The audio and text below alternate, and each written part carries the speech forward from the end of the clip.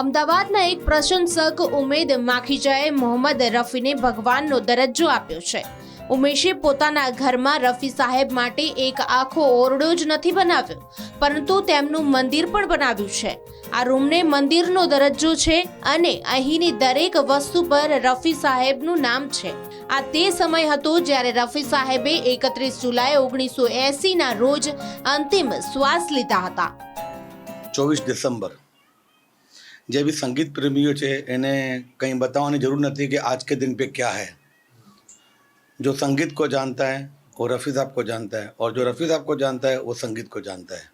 तो आज 24 दिसंबर हमारे सबसे प्यारे रफ़ी साहब का 99th बर्थडे है और तकरीबन 20-21 वर्षों से मेरे घर में मैं ऐसे ही रफ़ी साहब का बर्थडे भी सेलिब्रेट करता हूँ.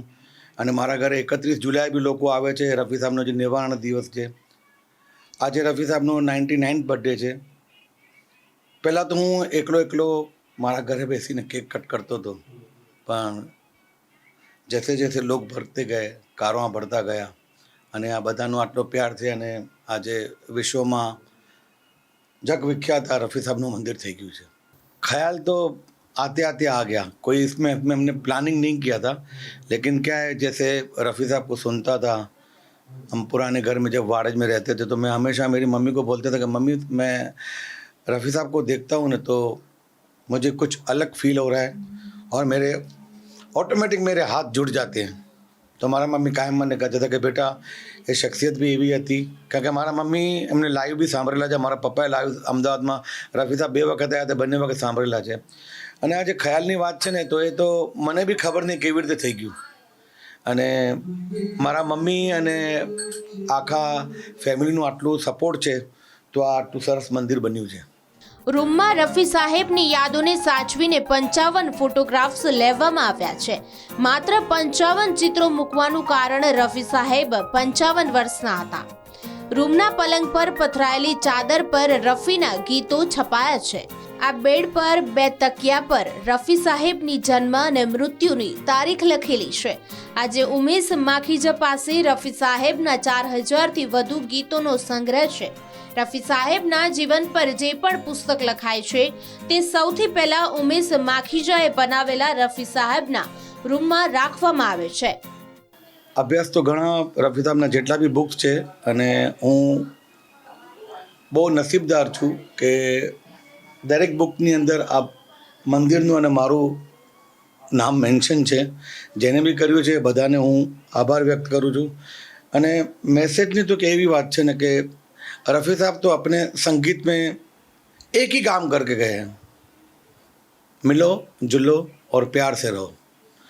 जिसको भी रफ़ी साहब ने अपनी आवाज़ बख्शी है या थोड़ा बहुत उसको मौका दिया है गाने का, तो एक बात बोलूँगा, घमंड मत करो.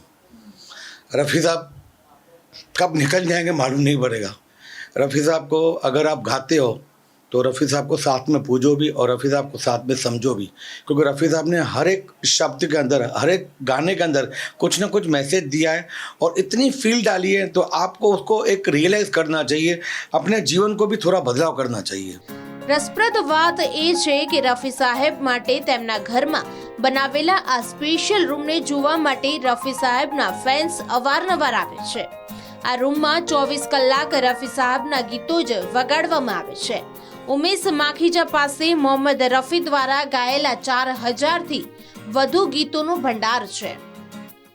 હું વર્ષોથી મારા બચપણથી 5-6 વર્ષનો હતો ત્યારથી રફી સાહેબના ગીતો સાંભળતો આવ્યો છું. અને એમાં પણ સૌથી વધારે પ્રિય ગીત આજુબાજુના કોઈ પણ લગ્ન હોય તો ત્યાં માંડવામાં માઇકમાં ગીત વાગતું હોય, લાલ છડી મેદાન ખડી ક્યાં ખૂબ લડી ક્યાં ખૂબ લડી. આવા અસંખ્ય રફી સાહેબના ગીતો કંઠસ્થ અને મોઢે. અને અમને અમદાવાદમાં તો રફી સાહેબનો પ્રસાદ છે એ શ્રી ઉમેશભાઈ માખીજાના ઘરે રફી મંદિરે વર્ષમાં 2 દિવસ તો મળતો જ હોય છે. તેમ છતાંય પણ અમારા કોઈ સારા ઘરના પાવન પ્રસંગો હોય તો અમે અહીંયા આવીને રફી સાહેબને પ્રસાદી ધરાવીએ, ઉમેશભાઈની સાથે શેર કરીએ છીએ અને અમે અમારા આનંદમાં રહીએ છીએ. અને અમે બસ રફી સાહેબના દીવાના છીએ બધાય, એવી રીતે કહીએ તો કશું જ ખોટું નથી. જય રફી સાહેબ. 69-70 જ્યારે હું 15 વર્ષનો હતો ત્યારથી સ્ટેજ ઉપર ગીતો ગાતો હતો. પ્રોફેશનલ સિંગર હતો, પણ રફી સાહેબના ગીતો સિવાય ક્યારેય અમને કશું સૂઝ્યું જ નથી. માખીજા સાહેબની આ ટચમાં અમે લગભગ 15 વર્ષ પહેલાં આવ્યા અને 24મી ડિસેમ્બર અને 31મી જુલાઈ જ્યારે એમની ડેથ એનિવર્સરી છે ત્યારે અમે બધા નિયમિત અહીંયા ભેગા થઈએ છીએ. નિયમિત અમે મળતા આવીએ છીએ ત્યારે રફી સાહેબની વાતો કરતા આવીએ છીએ. અને મેં સાંભળેલું છે, મારું પોતાનું આ વાક્ય નથી, પણ કોઈક એવું કહ્યું છે કે રફી સાહેબ કે ગાनों ने हमें उन लम्हों में साथ दिया है जिन लम्हों में हमने अपना साथ छोड़ दिया था. એટલું સરસ હૃદયને સ્પર્શ, એટલે કોઈ જ સબ્જેક્ટ બાકી નથી. દરેક સબ્જેક્ટ ઉપર એમણે ગીતો ગાયા છે. વર્સાટાઇલ સિંગર, એકદમ પવિત્ર આત્મા. નોર્મલી કોઈ મરી જાય તો આપણે એમ કહીએ કે પ્રભુ એમના આત્માને શાંતિ આપજે, પણ એટલો પવિત્ર આત્મા હતો કે એ તો જ્યાં હશે ને તેનો આત્મા શાંત જ હશે. એમના જવાથી આપણા આત્મા અશાંત થઈ ગયા છે. એટલે પ્રભુને પ્રાર્થના કરો કે રફી સાહેબની ગેરહાજરીમાં આપણને શાંતિ મળે. मैं बार्सिलोना स्पेन में रहती हूँ और इट्स बिन 10 years कि मैं रफ़ी साहब के बर्थडे पे नहीं थी, लेकिन this is the first like after marriage this is my first time कि मैं यहाँ पे हूँ रफ़ी साहब के बर्थडे पे और बहुत ही ज़्यादा खुशी है. सबसे मिलना होगा. बहुत साल हो गए मैं इस वाले दिन पे यहाँ पे नहीं हूँ. पापा का तो हर साल होता ही है celebration and everything. So it's been 10-11 years. मैं हमेशा फ़ोन के थ्रू पापा से कनेक्ट रहती थी. सबसे बात करना देखना सब देखती थी. लेकिन ये मेरे बेटे के लिए भी और मेरे लिए भी like it's been first year like after marriage के मैं यहाँ पे हूँ. बहुत ज़्यादा प्राउड फील होता है. हमेशा ही होता है. पापा को जब भी हम भी देखते हैं और बहुत ज़्यादा प्राउड फील होता है और अभी भी बहुत ज़्यादा प्राउड फील हो रहा है. मम्मी पापा की तैयारियां 3-4 दिन से चलती है. देख रहे हैं कैसे हो रहा है, क्या हो रहा है, तो अब पता चल रहा है. पहले भी था, शादी के पहले भी मैंने ये सब एक्सपीरियंस किया हुआ है, बस शादी के बाद पहली बार है तो ज़्यादा अलग ही एक्सपीरियंस है ऐसा.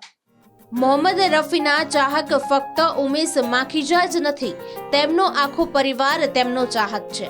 તેઓ બધા સાથે મળીને રફી સાહેબનો જન્મદિવસ ખૂબ જ ધામધૂમપૂર્વક ઉજવે છે. કેમેરામેન પ્રમોદ સોલંકી સાથે મૌલિક પટેલ, પ્રવેગ ટીવી, અમદાવાદ.